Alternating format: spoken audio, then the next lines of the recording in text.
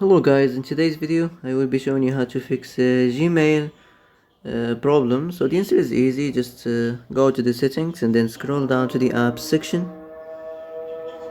and then go to the search and search Gmail and then go to the storage, and here you will find this clear cache option. Click on it. Now you can go check it if it worked, and if it didn't you can try to restart your phone or turn the Wi-Fi off and on, or the Bluetooth or the airplane mode. Also you can try to clear data, but be careful. If you clear data, all the Gmail's data will be deleted. This includes all files, the settings, the accounts, the databases, etc.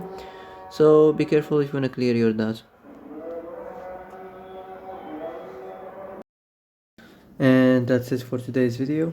I hope this is the answer you've been looking for. If you like this video, don't forget to like and subscribe, and see you in the next video.